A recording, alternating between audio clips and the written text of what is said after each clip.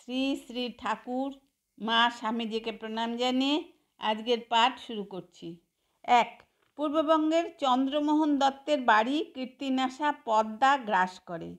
মা প্রিয় সন্তান চন্দ্রের বিপর্যয়ে একান্ত গোপনে চন্দ্রকে 300 টাকা দেন বাড়ির একটা ব্যবস্থা করার জন্য। 2.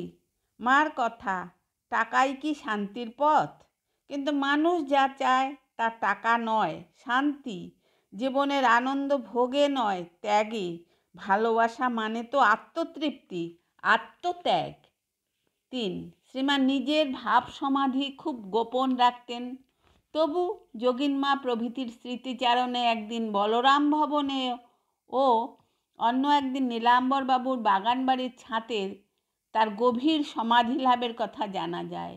এই ঘটনাগুলি দ্বারা প্রমাণ হয় যে শ্রীমার জীবনে গীতোক্ত ধর্ম সমন্বয় ভাবটা সর্বাংশে না হলেও বহুলাংশে তার নিজ সাধনাপ্রসূত অনুভূতির উপর প্রতিষ্ঠিত ছিল। 4. একবার শ্রীমা বলেছিলেন, আমার ভার নেওয়া কি সহজ? শরৎ ছাড়া কেউ ভার নিতে পারে এমন তো দেখিনি। সে আমার বাসুকি, সহস্র ফনা ধরে কত কাজ করছে, যেখানে জল পড়ে সেখানেই ছাতা ধরে। 5. একবার গিরিশ শ্রীমাকে ভক্তিভরে সাষ্টাঙ্গে প্রণাম করে হাত জোর করে বললেন, মা, তোমার কাছে যখন আসি তখন আমার মনে হয় আমি যেন ছোট্ট শিশু নিজ মায়ের কাছে যাচ্ছি। 6. মা ভোরে বাইরে গিয়ে প্রাতকৃত্যাদি সেরে শিশিরাদ্র চরণে প্রত্যাবর্তন করছেন। মায়ের প্রাচীন ঝি প্রবেশদ্বার নিত্যকার নিয়মে পরিপাটি রূপে লেপে দিয়ে গেছে এইমাত্র। মা দরজা ঠেললেন, দরজা খুলল, ভেতরে প্রবেশ করলেন।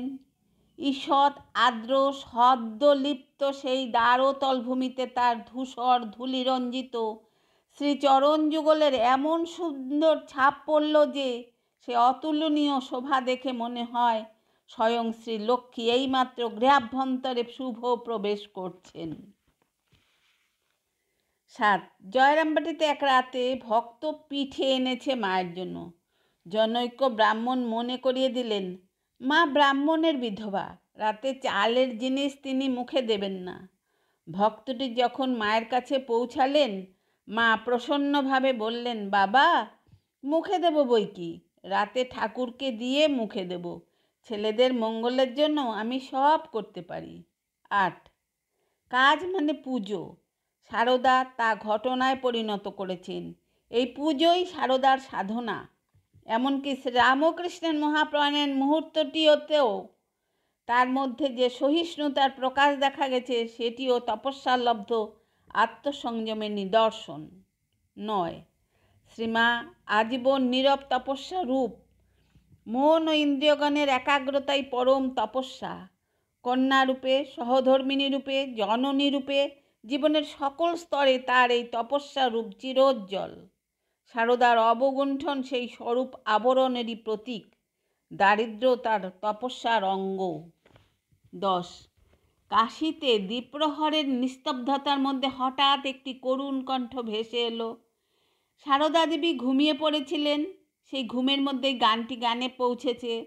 একটি ভিখারি গাইছে, আমার মা কোথায় গেলে। মা নেমে এলেন বারান্দায়, গানের সঙ্গে দু চোখে অশ্রুর প্রবাহ। গান থামিয়ে মাকে প্রণাম করে বলল, মা, আমার অনেক দিনের আশা আজ পূর্ণ হলো। মায়ের আশীর্বাদ নিয়ে জানালো যে দশাশ্ম মেদ ঘাটে সে ভিক্ষে করে। আজ এখানে শেষ করছি। আপনারা সবাই আমার নমস্কার জানবেন, ভালো থাকবেন, সুস্থ থাকবেন।